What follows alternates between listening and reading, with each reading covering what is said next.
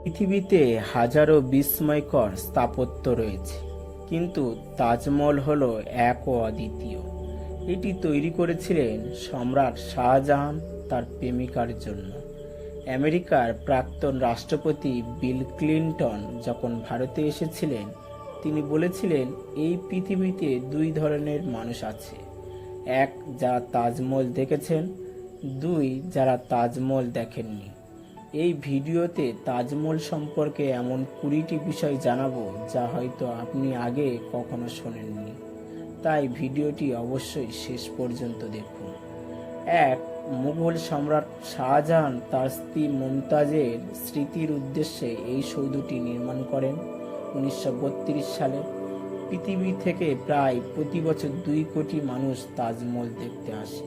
কি রয়েছে এই তাজমহলের ভিতরে, কেন বা এত মানুষ এটি দেখতে আসে, তা আজ আমরা জানবো এই ভিডিওতে। দ্বিতীয়ত, তাজমহল মুঘল স্থাপত্যশৈলীর আকর্ষণীয় নিদর্শন হিসেবে মনে করা হয়, যার নির্মাণশৈলীতে পারস্য, ভারতীয় এবং ইসলামীয় স্থাপত্য শিল্পের সম্মিলন ঘটানো হয়েছে। তাজমহল সম্পূর্ণ সাদা মার্বেল পাথর দিয়ে তৈরি করা হয়েছে। এই সাদা মার্বেলগুলি ভারতে পাওয়া যেত না। সম্রাট শাহজাহান এগুলি ইরান ও মধ্যপ্রাচ্যের দেশগুলি থেকে এনেছিলেন। তাজমহল হল বিশ্বের অপূর্ব সুন্দর স্মৃতিসৌধ ও মনোমুগ্ধকর নিদর্শন। ভালোবাসার অবিশ্বাস্য প্রতীক হিসেবে আজও রয়েছে। 1931 সালে সম্রাট শাহজাহান তার স্ত্রী মমতাজ বেগমের মৃত্যুতে প্রচণ্ডভাবে শোকাহত হয়ে পড়েন। মমতাজ বেগম সন্তান জন্ম দিতে গিয়ে মৃত্যুবরণ করেছিলেন। মমতাজের প্রতি গভীর প্রেম ও ভালোবাসা থেকে শাহজাহান তাজমহল তৈরি করেছিলেন। তাজমহল নির্মাণের কাজ মমতাজের মৃত্যুর পর শুরু হয়। 1631 সালের কাজ শুরু হয় এবং 1648 সালে তা শেষ হয়।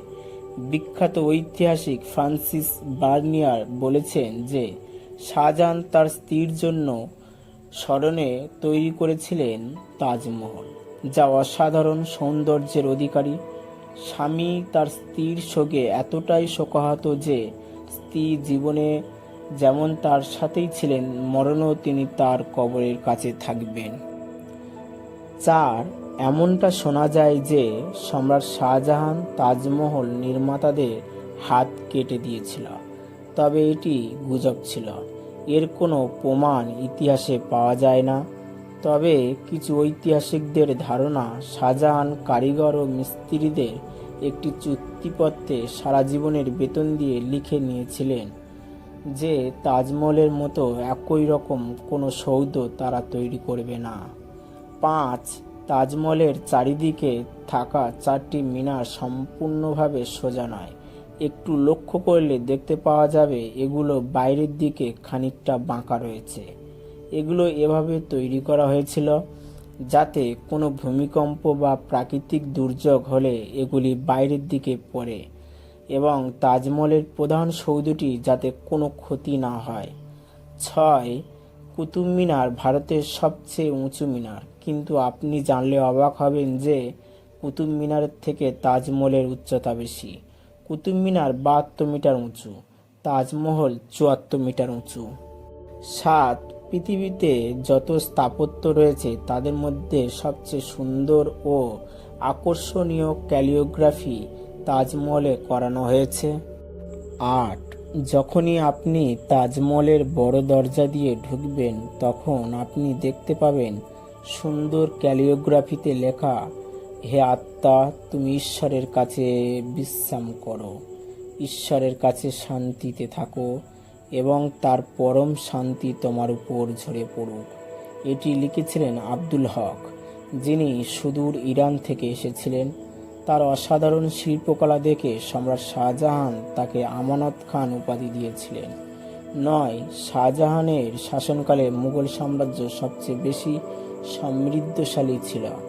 বলা হয় এই সময় মুঘল সাম্রাজ্য স্বর্ণযুগে পরিণত হয়েছিল। সম্রাটের আদেশকে তারা সবচেয়ে বেশি প্রাধান্য দিত। এই সময় বেশি যুদ্ধ তেমন হয়নি, কিন্তু তিনি বহু আশ্চর্যের স্থাপত্য নির্মাণ করেন। তিনি মুঘল ভারতের স্থাপত্যের সঙ্গে প্রাচীন ভারতের স্থাপত্যের মেলবন্ধন ঘটান, যা সারা পৃথিবীতে আজও জনপ্রিয়। এত সুন্দর শিল্পকলা পৃথিবীতে আগে দেখেনি কেউ। 10. তাজমহলের জন্য শ্বেতপাথর রাজস্থানের মাখরানা থেকে আনা হয়েছিল। চুন্নি পান্না চীন থেকে আনা হয়েছিল। কোমোদ আফগানিস্তান থেকে আনা হয়। এই রকম প্রায় 30 রকম রত্ন পৃথিবীর বিভিন্ন দেশ থেকে আনা হয়েছিল এবং সেগুলি সাদা শ্বেতপাথরের উপর বসিয়ে অসাধারণ কারুকার্য করা হয়। এই সব পাথর রত্ন আনতে প্রায় 1000 হাতি ব্যবহার করা হয়েছিল। তাজমহল তৈরিতে প্রায় 20,000 কারিগর দিনরাত পরিশ্রম করেছিল। 11. তাজমহলে ব্যবহৃত প্রতিটি বস্তুকে হীরের মতো যাচাই করে তবে ব্যবহার করা হয়েছিল। দেওয়ালে কালেমা লেখার জন্য উজবেকিস্তানের শিল্পী আনা হয়েছিল। ইরান থেকে ক্যালিওগ্রাফির শিল্পীরা এসেছিলেন। 12. 1857 সালে সিপাহী বিদ্রোহের সময় ব্রিটিশরা তাজমহলে অনেক ক্ষতি করে। তারা বহু মূল্যবান রত্ন তাজমহলের দেওয়াল থেকে খুলে নিয়ে যায়। 13. তাজমহলের প্রধান চূড়ায় যে গম্বুজ দেখা যায় তা সোনা দিয়ে তৈরি ছিল। চুরি হয়ে যাওয়ার ভয়ে পরে এটি কাঁসা দিয়ে বানানো হয়। এটি বলা কঠিন যে তাজমহলের নকশা কে তৈরি করেন, তবে জানা যায় যে 40 জন শিল্পীর দল তাজমহলের নকশা তৈরি করেছিলেন। এই 40 জন পৃথিবীর বহু দূর দেশ থেকে এসেছিলেন। তাজমহলটি 4 ভাগ নকশা দ্বারা নির্মিত। তাজমহল নির্মাণের আগে এর ভিত তৈরি করা হয়েছিল। এর ভিত এতটা শক্ত ও মজবুত তৈরি করা হয়েছিল যে বর্তমান সময়ে 20 তলা বিল্ডিংয়ের ভার নিতে পারবে। তাজমহল যখন তৈরি করা হয়েছিল তখন প্রায় 2 থেকে 3 কোটি টাকা খরচ করা হয়েছিল, যা বর্তমান সময় তৈরি করতে গেলে প্রায় 6,400 কোটি টাকার প্রয়োজন হবে। তাজমহলের রং পরিবর্তন হয়। আপনি সূর্যোদয়ের সময় দেখলে ঠিক এমন লাগবে এবং সূর্যাস্তের সময় এটি দেখতে খুবই সুন্দর লাগে। তাজমহলের থেকে সুন্দর ও শিল্পীশৈলীর ভরপুর হুমায়ুনের স্মৃতিসৌধ, কিন্তু এই স্মৃতিসৌধটিতে 2 রঙের লাল ও সাদা পাথরের ব্যবহারের ফলে তাজমহলের মতো আকর্ষণীয়তা অর্জন করতে পারেনি। দ্বিতীয় বিশ্বযুদ্ধের সময় তাজমহলের চারিদিকে বাঁশ দিয়ে ঘিরে দেওয়া হয়েছিল যাতে যুদ্ধ বিমানের নজর থেকে এটিকে বাঁচানো যায়। 1965 ও 1970 সালে ভারত পাকিস্তানের যুদ্ধের সময়ও এটি করা হয়। বহু দেশে তাজমহলের নকল ইমারত তৈরি করা হয়েছে। চীন, বাংলাদেশ, জার্মানিতে দেখতে পাওয়া যায়। এমন একটি স্মৃতিসৌধ নিউ টাউনেও রয়েছে। সৌন্দর্যের পাশাপাশি এর জনপ্রিয়তার একটি কারণ হলো এর ভালোবাসার ইতিহাস।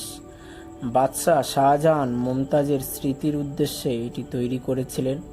মমতাজের আসল নাম হলো আরজুমান বেগম। শাহজাহান তাকে মমতাজ মহল উপাধি দিয়েছিলেন। মাত্র 39 বছর বয়সে সন্তান জন্ম দিতে গিয়ে তিনি মারা যান। মমতাজের মৃত্যুতে শাহজাহান খুবই কষ্ট পেয়েছিলেন এবং 1 সপ্তাহ নিজেকে গৃহবন্দী করে রাখেন। মৃত্যুর পর মমতাকে বুরহানপুরে কবর দেওয়া হয়। পরে তাকে তাজমহলে এনে সেখানে সমাধিস্থ করে রাখা হয়, যা এখনও রয়েছে। মুঘল সাম্রাজ্যের সিংহাসন নিয়ে দ্বন্দ্ব দেখা দিলে ঔরঙ্গজেব শাহজাহানকে বন্দী করে এবং জানতে চাওয়া হয় তার শেষ ইচ্ছা। শাহজাহান বলেন তাকে এমন জায়গা রাখতে যেখান থেকে সব সময় তিনি তাজমহল দেখতে পান। তার সেই ইচ্ছা ঔরঙ্গজেব পূরণ করেছিল। এই বন্দি অবস্থায় তিনি মারা যান এবং তাজমহলের ভিতরে মমতাজের পাশে তাকে কবর দেওয়া হয়। শাহজাহান জানতেন এই বিশাল সাম্রাজ্য, অর্থ, সৈন্যবল সবকিছু একদিন শেষ হয়ে যাবে। তিনি ভেবেছিলেন এমন কিছু তৈরি করবে যা সারা জীবন থাকবে। তাই তো তিনি তার বেগমের স্মৃতিতে তাজমহল তৈরি করেছিলেন। আজ পৃথিবীর নানা দেশ থেকে লক্ষ লক্ষ মানুষ তাজমহল দেখতে আসেন আপনজনদের সাথে নিয়ে। ভালোবাসার মানুষকে নিয়ে দেখতে আসেন ভালোবাসার আরেক নিদর্শন দেখতে। আজকের এই ভিডিওটি এই পর্যন্ত। ভিডিওটি কেমন লাগলো তা অবশ্যই কমেন্ট করে জানিও আর সাবস্ক্রাইব করে আমাদের সাথে থাকুন। ধন্যবাদ।